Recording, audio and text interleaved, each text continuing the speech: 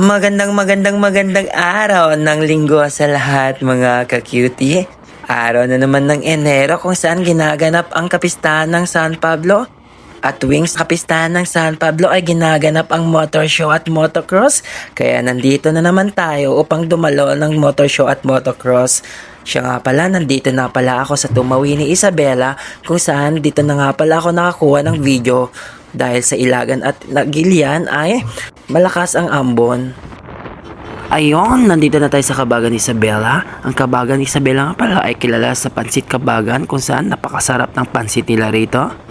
At tinatangkilik nga naman ng mga taga Isabelino. At siya nga pala, dumaan muna ako dito sa simbahan kasi para sa akin, God first before others. Sumaglit akong dumaan dito sa Bypass Kabagan. Napakaluwang nga naman talaga ng daanan dito sa Bypass Kabagan. Dahil ito yung bypass na may tambayan sa dalawang magkabilang gilid. At dito nga naman tumatambay ang mga kabataan. Kahit gabi maraming mga kabataan ang tumatambay rito. Nandito na nga pala ako sa San Pablo Isabela kung saan dito ginaganap ang motocross. Dito pa nga lang tanaw na tanaw mo na ang mga sasakyan. Napakarami nga naman talaga dumalo sa event na ito. Dito pa nga lang sa daanan makikita mo na yung mga taong nakaakyat sa pader para lang makanood ng motocross. At dito ay nakakarinig ako ng mga taong nag-hello at nag-hi sa akin.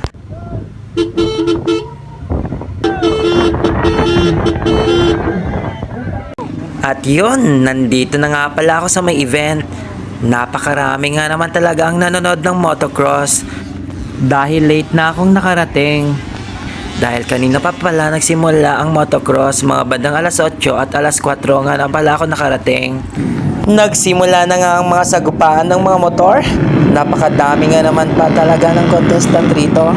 At napakagaling nilang magpatakbo ng motor. Ayun nga.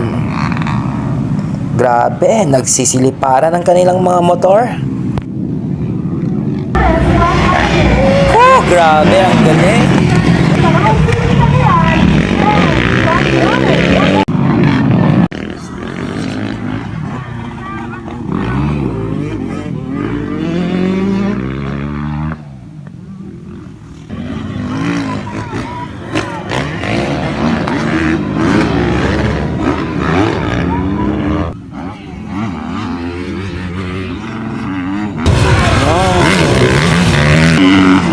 Grabe silang magpatakbo, parang yung mga ibon silang lumilipad.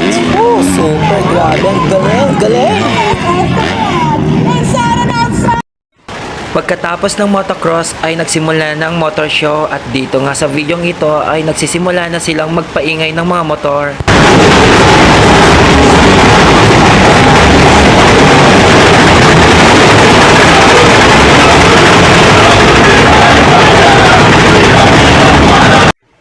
At hindi lang pala motocross ang mapapanood dito, kundi may mga banda rin palang mga tumutugtog na napakagaling mag-rap.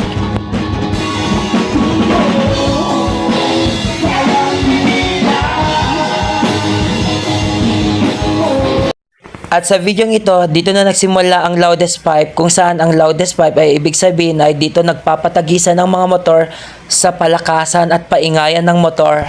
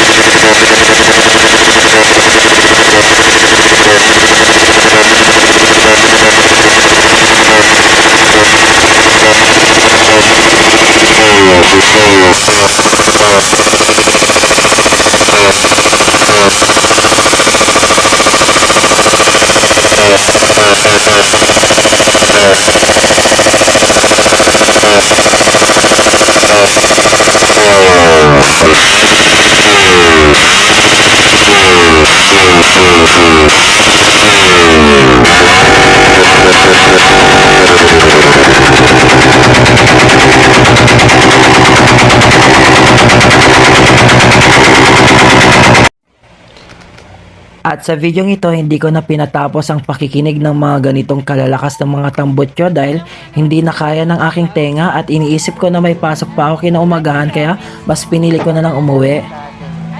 At dito, bago nga naman pala ako umuwi ay may mga gustong magpa-picture sa akin kaya pinagbigyan ko muna at pagkatapos ng picture ay umuwi na ako sa time na yan at hindi na ako nakakuha ng video kasi palobat ng aking cellphone. Dito na po nagtatapos ang aking vlog. Salamat!